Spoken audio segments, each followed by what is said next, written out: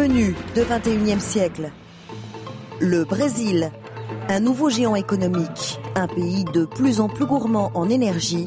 Les projets de développement vont-ils effacer toute trace du passé ? Si Belo Monte voit vraiment le jour, alors l'avenir de notre région, c'est un désert d'arbres morts, sans animaux ni poissons. C'est un avenir catastrophique pour nous tous. Et en Inde, les éléphants menacés de disparition. En Asie, il y a donc un conflit très fort, très grave entre l'homme et l'éléphant. Le combat d'un pays pour sauver cet animal si précieux. Bonjour et bienvenue dans 21e siècle. Je suis Charlotte Legris de la Salle.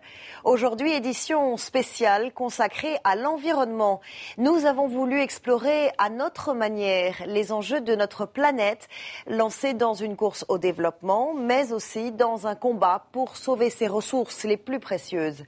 Et nous commençons avec le Brésil, une économie qui se développe à un rythme impressionnant.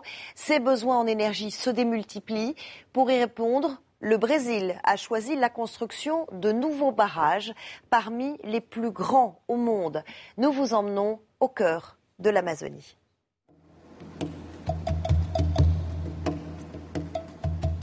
Voici Xingu, près de 2000 km de long. Un fleuve qui traverse l'Amazonie au nord du Brésil. Plus il suit son cours vers la mer, plus son parcours est sinueux et contourne de petits villages jusqu'à la ville frontière d'Altamira. La beauté de ce fleuve, la vie des communautés qui peuplent ses rivages, plus de 13 000 Indiens, d'au moins 16 tribus différentes, tout ceci est menacé. C'est là qu'une partie du mur de Belo Monte sera construite. Belo Monte, 6 km de construction. Une fois achevé, il sera le 3e plus grand barrage hydroélectrique au monde. Un projet fou qui a divisé le Brésil en deux camps. D'un côté, les populations autochtones, les défenseurs de l'environnement, rejoints par des célébrités. Pour eux, le barrage va tout simplement détruire la nature de cette région et la vie de ses habitants. De l'autre, des dirigeants d'entreprises, des responsables du gouvernement. Ce barrage, disent-ils, est une nécessité. Il fournira de l'énergie et de nombreux emplois. Si Belo Monte voit vraiment le jour, alors l'avenir de notre région, c'est un désert d'arbres morts, sans animaux ni poissons. C'est un avenir catastrophique pour nous tous. Sheila Juruna est une militante, leader de la cause indigène. Elle est le visage de la résistance contre Belo Monte. Ce sont les couleurs de la nature. Ce rouge représente aussi le sang qui coule dans nos veines, celui qui nous permet de continuer notre lutte pour défendre notre peuple. Sheila a consacré sa vie à ce qui est devenu une croisade de près de 40 ans contre la construction de ce barrage. Les travaux de construction du Grand Mur vont générer des déchets qui vont contaminer les eaux en aval du courant. Pendant 6 mois, cette eau va stagner. On ne pourra pas y pêcher ni l'utiliser. La construction du barrage a finalement commencé en 2011. 16 milliards de dollars. Un chantier financé et dirigé par Norte Energia, un consortium de sociétés d'énergie mi-publiques, mi-privées. Une fois achevé, le barrage permettra de fournir l'électricité dont a besoin l'économie du Brésil, en passe de devenir d'ici 2015 la 5e puissance mondiale. Mais le prix à payer est trop lourd. C'est ce qu'expliquent Sheila et tous les opposants à ce barrage. Pour le construire, une partie du fleuve va devoir être détournée. Une zone de près de 100 km va ainsi se dessécher durant l'hiver. Les stocks de poissons vont diminuer. Le trafic maritime avec Altamira, où l'on trouve la nourriture, les soins médicaux, sera quasiment impossible. Certains scientifiques craignent aussi une pollution de l'environnement. Le barrage va relâcher dans l'air du méthane, un gaz lourd qui contribue au réchauffement de l'atmosphère. Autre menace, la création de réservoirs et donc l'inondation de nombreuses zones où vivent les communautés. Des milliers d'habitants vont devoir quitter leurs terres et la vie qu'ils connaissaient depuis plusieurs générations. Sheila nous a invités à l'accompagner en bateau. Elle va rendre visite à l'une des communautés les plus menacées, les Indiens, Arara. Ils vivent à 2 heures de bateau, en aval du site du barrage. Lorsque nous atteignons enfin la terre Arara, ce sont des habitants reconnaissants qui accueillent Sheila. Ça fait si longtemps.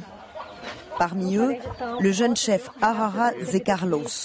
Sa crainte, que le fleuve se tarisse, que son peuple ne puisse plus pêcher, qu'il ne puisse plus se déplacer pour aller chercher les vivres indispensables.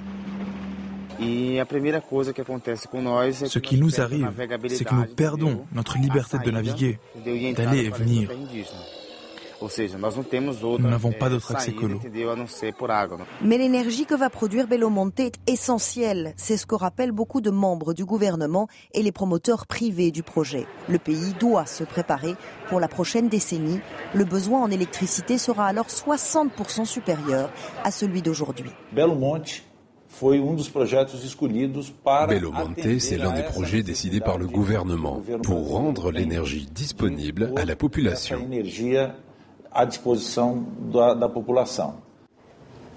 João Pimentel est un cadre dirigeant de Norte Energia. Il faut simplement comprendre que ce projet va fournir de l'énergie à bas prix, avec un impact minime sur l'environnement, que ce soit pour la population locale ou pour celle du Brésil. Il insiste, Belo Monte est vital dans le cadre du développement d'un réseau énergétique national. Ce projet va améliorer de façon spectaculaire l'offre d'électricité sur tout le territoire brésilien, approvisionnant plus d'écoles, plus de maisons, plus d'hôpitaux, plus d'entreprises, et ainsi résoudre ce qui est devenu un problème national. Les coupures fréquentes d'électricité dans la région d'Altamira sont un casse-tête pour les entreprises et la population. Des pannes constantes, erratiques, des coupures brutales qui paralysent aussi les grandes villes du pays. Il n'est pas rare de voir les automobilistes bloqués en plein embouteillage parce que la signalisation s'interrompt brutalement. Des pannes qui provoquent le chaos et favorisent la criminalité. Pour les défenseurs de Belo Monte, le barrage permettra aussi au Brésil de s'engager davantage dans le développement des énergies renouvelables qui représentent déjà près de 75% de la consommation totale du pays. Dernier argument, et pas le moindre, le barrage va créer des dizaines de milliers d'emplois dans une région qui en a réellement besoin. Argument convaincant pour José Elimse Andradas. Cet ouvrier du bâtiment est venu du sud du pays pour trouver du travail sur le site du barrage. Au début d'un chantier, les gens sont toujours contre le projet parce qu'ils ne savent pas, ils ne comprennent pas. Mais toutes les constructions que j'ai vues jusqu'à aujourd'hui ont apporté de meilleures choses à la ville, aux gens et aux entreprises. Et pour ce qui est de l'impact des barrages hydroélectriques sur l'environnement, João Pimentel de Norte Energia veut nous rassurer. Les plans originaux de Belo Monte ont été modifiés afin que les émissions de méthane soient bien plus faibles qu'initialement prévues. Quant au risque d'assèchement de larges parties du fleuve, Norte Energia l'a également envisagé. Des réservoirs vont garantir le maintien des eaux au niveau actuel, y compris durant les travaux de construction. Il n'y aura pas d'assèchement du fleuve. Ce clip de promotion produit par Norte Energia montre comment l'entreprise a prévu d'aider les petits bateaux locaux à continuer de naviguer. Pour naviguer sur cette partie du fleuve, les bateaux n'auront qu'à s'attacher au remorqueur pour être tirés vers l'amont ou vers l'aval. Et en ce qui concerne la montée des eaux, João Pimentel assure qu'il y aura des zones d'inondation contrôlées et qu'aucune terre indienne protégée ne sera touchée. Il n'y aura aucun impact sur les territoires autochtones. Le mode de vie des Indiens sera préservé. Norte Energia n'a pas caché son intention d'inonder les bidonvilles aux alentours d'Altamira. Mais ils ont tout prévu, comme le montre ce film. Les familles d'Altamira qui vivent aujourd'hui dans des maisons insalubres recevront de nouveaux logements avec toutes les installations urbaines modernes. Mais où et quand ces maisons et ces installations seront-elles offertes? Aucun opposant au barrage ne le sait. Sheila non plus. Elle nous emmène dans un bidonville et nous présente l'un de ses habitants, Nilvane Macedo. Où vont-ils nous rejeter? Il n'y a pas d'école, il n'y a aucun centre de santé. Nous sommes loin du supermarché, loin de tout. Norte Energia assure que, comme le prévoit la loi brésilienne, ils ont toujours mis leur plan à disposition des populations locales et des autochtones. Faux, répondent les leaders indiens.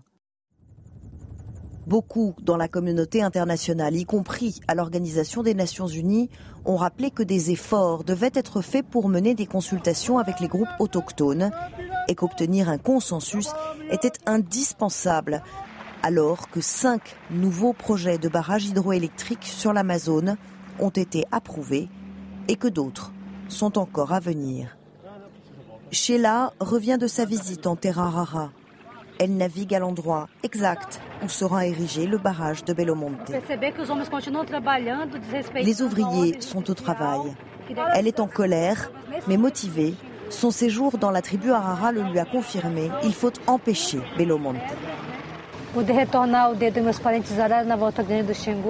Retourner dans le village de mes frères Arara du fleuve Xingu, cela me redonne de l'énergie, une nouvelle force.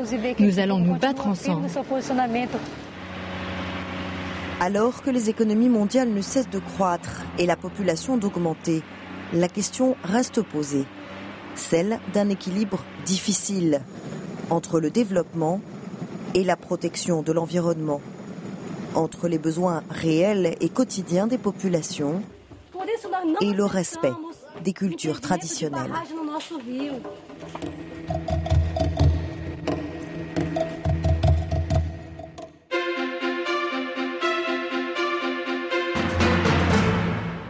L'Inde, un autre géant en plein essor. Une économie en plein boom, une population qui explose dans cette course vers l'avant, des victimes auxquelles on ne pense pas forcément. On croyait l'éléphant sacré et vénéré. La réalité est tout autre. Dans l'Inde moderne, l'éléphant n'est plus le meilleur ami de l'homme.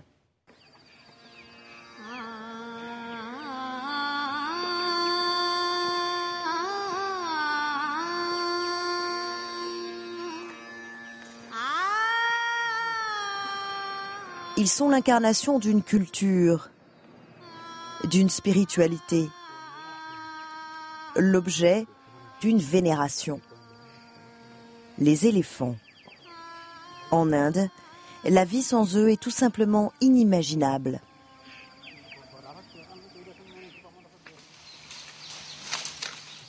Pourtant, ces géants à qui l'on prête la sagesse risquent de tout perdre, leur nourriture, leur habitat et même leur vie. Chacun de nous doit faire quelque chose. Sumendey travaille pour le WWF indien, le Fonds mondial pour la vie sauvage. Sa spécialité, la préservation des éléphants dans la région d'Assam. C'est là que vivent 60% des 70 000 éléphants de l'Inde. C'était leur terre. Nous avons empiété sur cette terre en essayant de les chasser de leur propre maison.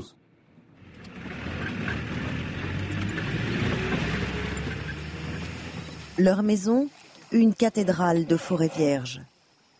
Une jungle détruite, décimée par les bûcherons pour créer toujours plus de terres cultivables. Dans le nord de l'Inde, la forêt a perdu 65% de sa superficie en seulement 20 ans. Les éléphants ont fui, obligés de chercher ailleurs de quoi survivre, terriblement vulnérables. Nous ne voulons pas qu'ils meurent. Rupchang Taneja est conducteur de train depuis 25 ans, l'un des premiers témoins de ce drame. Ils sont un cadeau de la nature et nous devons les sauver. Nous ne voulons tuer aucun animal, aucune personne, aucun éléphant.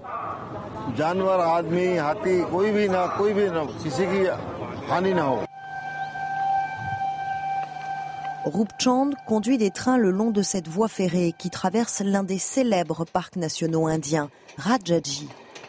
Des centaines d'éléphants y vivent. Un chemin de fer désormais surnommé la piste de la mort.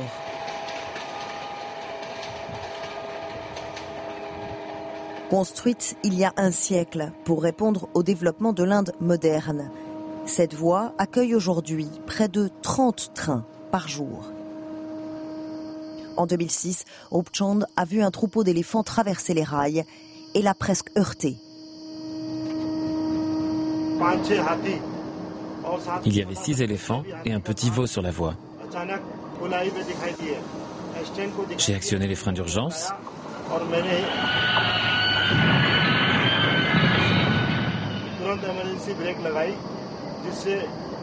J'allais à 35 km/h. On a allumé les phares, klaxonné, fait du bruit. Le troupeau s'est déplacé vers les bords. Mais si ces éléphants ont pu être épargnés, ce chemin de fer a coûté la vie à une vingtaine d'autres.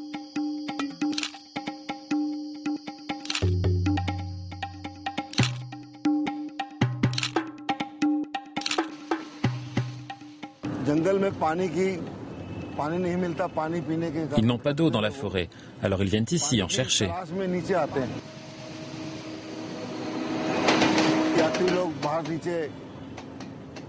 Les passagers des trains jettent de la nourriture sur les rails. Les éléphants la sentent et viennent ici pour manger. Pour protéger les éléphants qui s'approchent des voies ferrées, les gardes forestiers ont pris des mesures.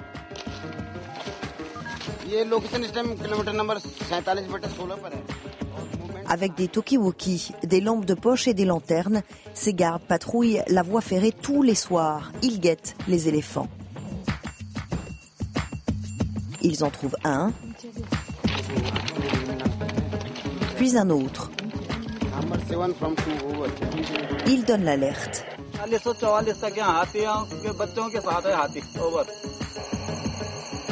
Et appellent le chef de gare, qui avertit à son tour le conducteur du train. Les gardes sur place nous disent qu'il y a des éléphants sur la voie. Faites attention. Klaxonnez et conduisez prudemment.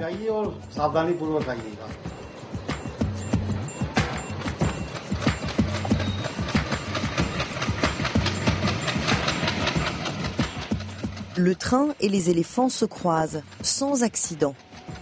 Mais Roopchand doit rester vigilant, repérer le moindre éléphant qui pourrait rôder le long des rails. Il aperçoit un autre troupeau et appelle le chef de gare. J'ai signalé l'incident aux gardes forestiers pour qu'ils disent aux autres conducteurs de train de conduire avec prudence.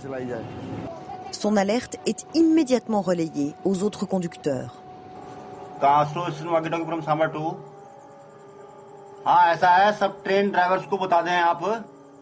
Tous les conducteurs doivent être prudents dans la zone 50-51. Sifflez tout le temps, contrôlez votre vitesse.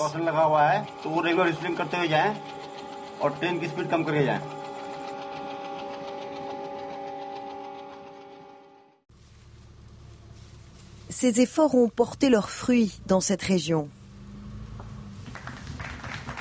À tel point que Roopchand s'est vu remettre un prix pour la sauvegarde des éléphants. Il y a eu une cérémonie. Ils m'ont donné une chemise et 2500 roupies. Ça a été le plus beau moment de ma vie. Ici, Roopchand et ses collègues ont pu améliorer la situation. Mais dans d'autres régions de l'Inde, les éléphants continuent de payer le prix du développement.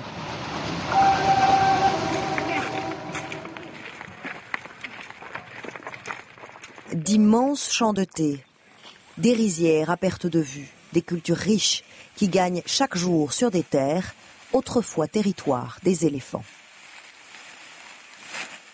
Habitués à leur liberté passée, Ils piétinent aujourd'hui les champs, abîment les récoltes, menacent la population.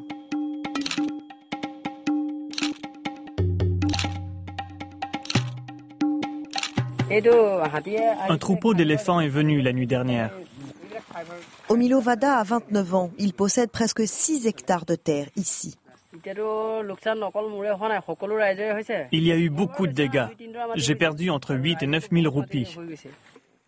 9 000 roupies, presque 9 mois de revenus pour un petit agriculteur en Inde. Ils viennent vers 9 ou 10 heures du soir, s'en prennent aux cultures et s'en vont à 2 ou 3 heures du matin.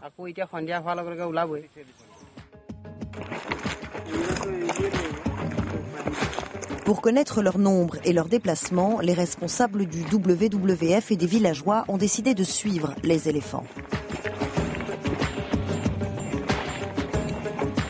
Ils ont marché des heures et les ont finalement trouvés. La taille du troupeau les inquiète et ils ont peur qu'ils reviennent ce soir et saccagent de nouveau leur culture. Ils rentrent au plus vite pour aller protéger les récoltes.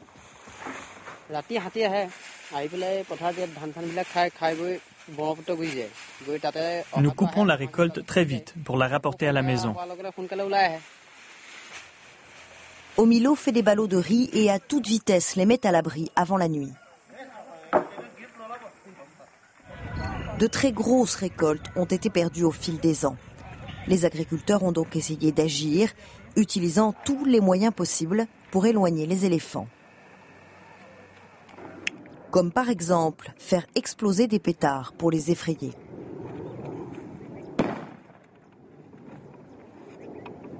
Mais les éléphants se sont habitués au bruit. Ils refusent de bouger. Les habitants du village ont donc mis en place de nouvelles stratégies. L'une d'elles, c'est d'utiliser les éléphants domestiques pour effrayer les éléphants sauvages. Des femelles de grande taille comme celle-ci, appelées kunki, sont dressées pour chasser les éléphants. Sur cette vidéo amateur, on peut voir leur capture.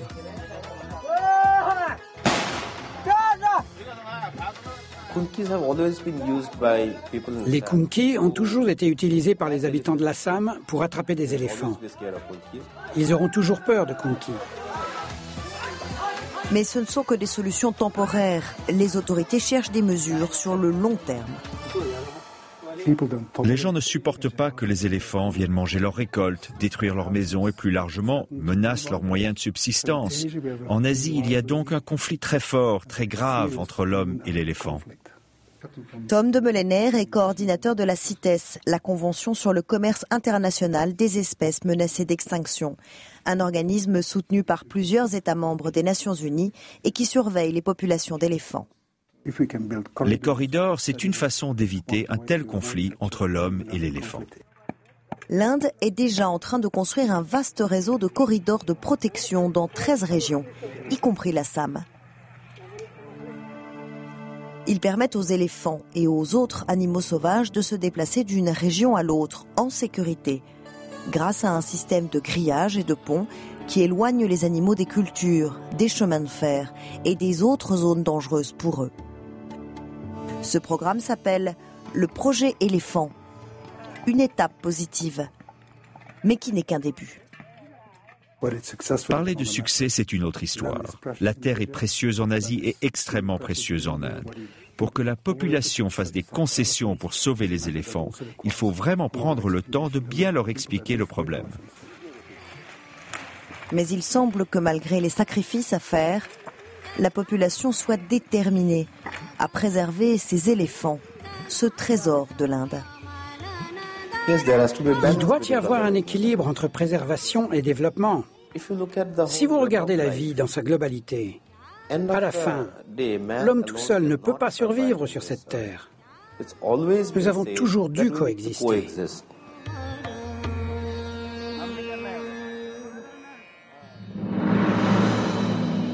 C'est tout pour cette édition spéciale. Partagez les histoires du monde, c'est sur TV5 Monde. Je suis Charlotte Legris de la Salle et j'aurai le plaisir de vous retrouver dans notre prochaine émission. Au revoir.